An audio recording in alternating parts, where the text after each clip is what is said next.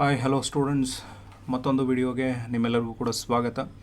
ಇಂದು ಯಾವ ಒಂದು ವಿಷಯದ ವಿಶ್ಲೇಷಣೆಯನ್ನು ನಾವು ನೋಡ್ತಾ ಇದ್ದೇವೆ ಅಂತ ಹೇಳಿದ್ರೆ, ಸೆಕೆಂಡ್ ಸೆಮಿಸ್ಟರ್ ಬಿ ಬಿ ಎನಲ್ಲಿ ಬರ್ತಾ ಇರತಕ್ಕಂತಹ ಅಸ್ಪೃಶ್ಯರು ಅಂಥೇಳಿ ಒಂದು ಕಾದಂಬರಿ ಇದೆ.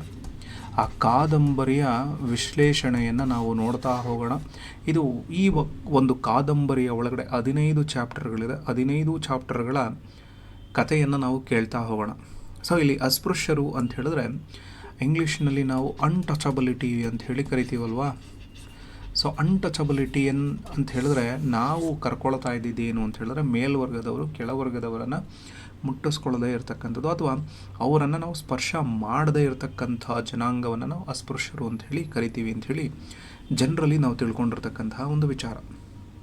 ಹಾಗೆ ಇಲ್ಲಿ ನಾವೇನನ್ನು ನೋಡ್ತೀವಿ ಅಂತ ಹೇಳಿದ್ರೆ, ಒಂದು ಜಾತಿಯ ಒಳಗಡೆ ಮತ್ತು ಒಂದು ಕುಟುಂಬದ ಒಳಗಡೆ ಇದೇ ಅಸ್ಪೃಶ್ಯತೆಯನ್ನು ನಾವು ನೋಡ್ತಾ ಹೋಗ್ತೀವಿ.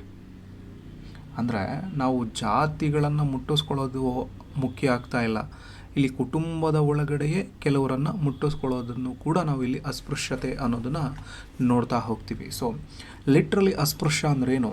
ಒಂದು ಕಡೆ ಮುಟ್ಟಬಾರ್ದು, ಇನ್ನೊಂದು ಕಡೆ ಮುಟ್ಟಿಸ್ಕೊಳ್ಳೋಕ್ಕಾಗದೇ ಇರತಕ್ಕಂಥದ್ದನ್ನು ಅಂಥೇಳಿ ನಾವು ಅಸ್ಪೃಶ್ಯತೆ ಅಂಥೇಳಿ ಹೇಳ್ತೀವಿ. ಅಂದರೆ ಇಡೀ ಒಂದು ಕಾದಂಬರಿ ಮುಟ್ಟಕ್ಕಾಗದೇ ಇರೋದು, ಮುಟ್ಟಿಸ್ಕೊಳ್ಳೋಕ್ಕಾಗದೇ ಇರೋದು ಎರಡನ್ನೂ ಕೂಡ ತೋರಿಸ್ತಾ ಹೋಗುತ್ತೆ. ಅಂದರೆ ಸಿಂಪಲಾಗಿ ಹೇಳೋದು, ಒಂದು ಕುಟುಂಬದ ಕಾಲ್ಪನಿಕ ಕುಟುಂಬದ ಒಳಗಡೆ ನಡೀತಾ ಇರತಕ್ಕಂತಹ ವಿದ್ಯಮಾನಗಳ ನಡುವೆ ಅವರು ಒಬ್ಬೊಬ್ಬರನ್ನು ಮುಟ್ಟಿಸ್ಕೊಳ್ಳೋಕ್ಕಾಗದೇ ಇರತಕ್ಕಂತಹ ಸ್ಥಿತಿಯನ್ನು ಕೂಡ ನಿರ್ಮಾಣ ಮಾಡಿಕೊಂಡಿರ್ತಕ್ಕಂತಹ ಒಂದು ಸ್ಥಿತಿಯನ್ನು ಅಸ್ಪೃಶ್ಯರು ಅನ್ನೋ ಒಂದು ಕಾದಂಬರಿ ನಮಗೆ ತೋರಿಸ್ತಾ ಹೋಗುತ್ತೆ. ಹಾಗೆ ಇಲ್ಲಿ ಒಳಗಡೆ ನಡೀತಾ ಇರತಕ್ಕಂಥದ್ದೆಲ್ಲವೂ ಕೂಡ ಸಾರ್ವ ಜನಾಂಗಕ್ಕೂ, ಅಂದರೆ ಪ್ರತಿಯೊಬ್ಬರಿಗೂ ಕೂಡ ಅನ್ವಯಿಸ್ತಕ್ಕಂಥದ್ದು ಅನ್ನೋ ರೀತಿಯಲ್ಲೂ ಕೂಡ ಈ ಕಾದಂಬರಿ ಮಾತಾಡ್ತಾ ಹೋಗುತ್ತೆ. ಅಂದರೆ ಈ ಕಾದಂಬರಿಯ ಒಳಗಡೆ ಮುಖ್ಯವಾಗಿ ಬರ್ತಕ್ಕಂಥದ್ದು ಒಂದು ಮಲೆನಾಡು, ಇಲ್ಲ ಅಂತ ಹೇಳಿದ್ರೆ ಸಮುದ್ರ ತೀರದ ಪಕ್ಕದಲ್ಲಿ, ಅಂದರೆ ಹೆಚ್ಚಾಗಿ ಕುಂದಾಪುರದ ಕಡೆಯಲ್ಲಿ ಒಂದು ಕುಟುಂಬದಲ್ಲಿ, ಕಾಲ್ಪನಿಕ ಕುಟುಂಬದಲ್ಲಿ ನಡೆದಿರ್ತಕ್ಕಂತಹ ಒಂದು ಕಥೆಯನ್ನು ಇಲ್ಲಿ ತೋರಿಸ್ತಾ ಹೋಗ್ತಾರೆ. ಸೊ ಇದು ಅಸ್ಪೃಶ್ಯರು ಅನ್ನೋ ಒಂದು ಕಾದಂಬರಿ. ಈ ಕಾದಂಬರಿಯಲ್ಲಿ ನಾವು ಮುಖ್ಯವಾಗಿ ಗಮನಿಸ್ಕೋಬೇಕಾಗಿರ್ತಕ್ಕಂಥದ್ದು ಏನು ಅಂತ ಹೇಳಿದ್ರೆ, ಈ ಒಂದು ಅಸ್ಪೃಶ್ಯರು ಅನ್ನೋ ಒಂದು ಕಾದಂಬರಿಯ ಒಳಗಡೆ ಬರ್ತಕ್ಕಂತಹ ಪಾತ್ರಗಳು ಯಾವ್ದು ಅಂಥೇಳಿ, ಒಂದು ಕಡೆ ಮುಖ್ಯವಾಗಿ ವಾಸುದೇವರಾಯರು, ಇವರ ಹೆಂಡತಿ ಗೌರಮ್ಮ, ಇವ್ರಿಗೆ ರತ್ನ, ಸರೋಜ, ಶೀನ, ಶಿವ, ಜಯ, ಪುಟ್ಟ, ಶಾಮಿ, ಇಷ್ಟು ಜನ ಮಕ್ಕಳು. ಹಾಗೆ ಇವ್ರ ಮನೆಯಲ್ಲೇ ವಾಸ ಮಾಡಿಕೊಂಡಿರ್ತಕ್ಕಂತಹ ಪಾರ್ಥಕ್ಕ, ಇವನ ಮಗ ಭಾಸ್ಕರ,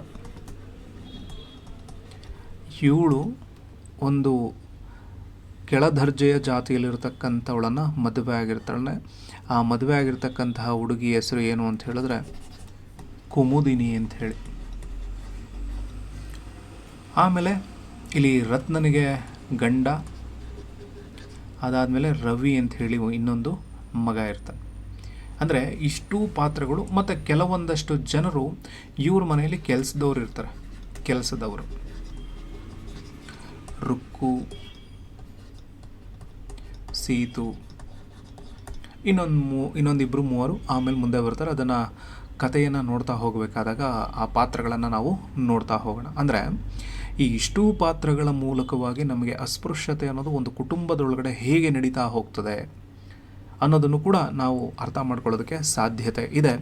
ಸೊ ಇನ್ನು ಮುಂದಕ್ಕೆ ನಾವು ಒಂದೊಂದಾಗೆ ಚಾಪ್ಟರ್ ವೈಸಲ್ಲಿ ನೋಡ್ಕೊಳ್ತಾ ಹೋಗೋಣ ಕಥೆಯನ್ನು.